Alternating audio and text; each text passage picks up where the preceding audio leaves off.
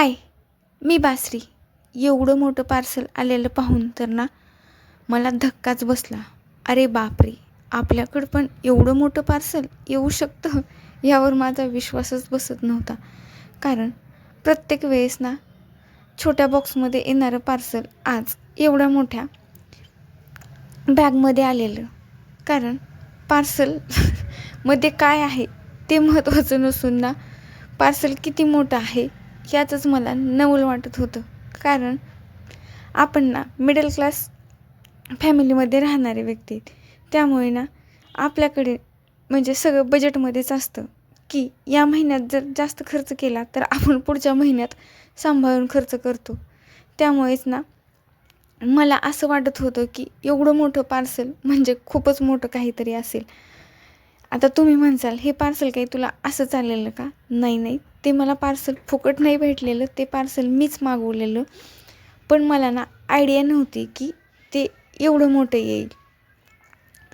हे पार्सल आल्यानंतर ना मला खूपच छान वाटत होतं. कारण कसं असतं, पार्सल जरी छोटं किंवा मोठं असलं तरी त्यामागच्या आपल्या भावना खूपच मौल्यवान असतात. आणि ते झाल्यानंतर ना मी हे कवरही मागवले होते आणि दोन्ही एकाच दिवशी आलेले आहेत. मग काय माझा आनंद दुप्पट झाला होता. आणि हे ना 5 कवर आलेले, पण ना ते खूप छान कलरमध्ये आलेले होते. आणि माझ्याकडे जे मी कुशन मागवलेले ना तेही 5च होते. म्हणून तर मला आणखीनच छान वाटत होतं. कारण मला नव्हतं माहिती जेव्हा मी हे पार्सल ऑर्डर केलं होतं ना त्यात 5च कलर येतील म्हणून. मला वाटलं 2-3 येतील. कारण कसं असतं, कधी आपण असं सहज विश्वास ठेवून जातो पण आपल्यासोबत धोकाही होतो. त्यामुळे मला काही वाटलं नव्हतं. पण मला एवढं माहिती होतं की किती काय येतील पण ते छानच येतील. त्यामुळे मी मागवले होते. पण ना ते खरंच खूपच छान आलेले होते. आणि त्यामुळे तर मला ना खूप छान वाटत होतं की आपण पैसे दिले पण ना ते पैसे फिटलेही असं वाटलं. कारण हे पार्सल मला खूप आवडलेलं होतं. आणि तुम्हाला पण ना जर हे आवडले असेल किंवा पाहिजे असेल तर मला ना नक्की कमेंट करून सांगा. आणि जर पाहिजे असेल तर कमेंटमध्ये लिंक म्हणून पण शेअर करू शकता. हे झाल्यानंतर ना मी एक करून हे सगळे सेट करून घेत होती. कारण आता पार्सल तर आलेलं आहे म्हणलं, त्यामुळे कशाला थांबायचं आहे आणि आपण लगेच सेट करून घेऊ. म्हणून माझं चालू होतं की आता एवढं तर केलं आहे, आपण ओपन केलं आहे तर मग कशाला असंच बाजूला ठेवायचे.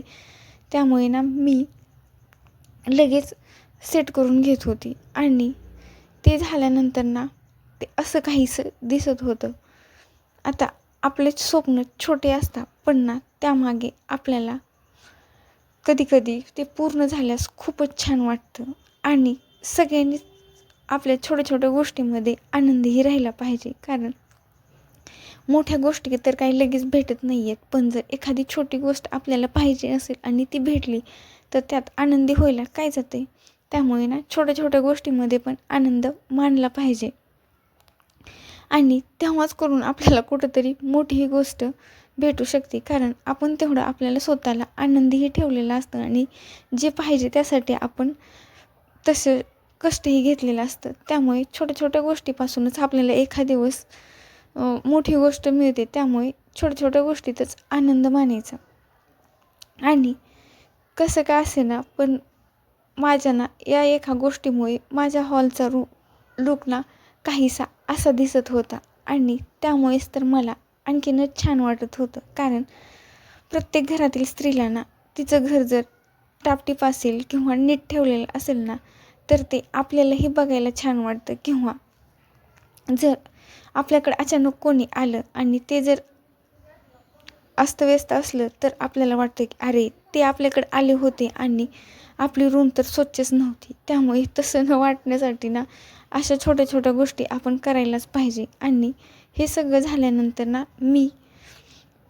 माझं चालू होतं की कसं दिसतं ते बघायचं. आणि इकडे यांचं ना ऑफिसचं काम चालू होते. हे मला म्हणे आता इतके वेळ तुझं सगळी तयारी झालेली आहे, आता ना तू बाजूला हो आणि मला ना थोडं काम आहे, तेच मला अगोदर करून घ्यायचं आहे. मग काय, मीही जेवण ते बनवलेलं नव्हतं. म्हणलं तुम्ही तुमचं काम करा, मी माझं काम करते. आणि हे झाल्यानंतर एक वेळेस म्हणलं त्यांना की तुम्ही माझा एक व्हिडिओ बनवा, कसा दिसतो ते बघू.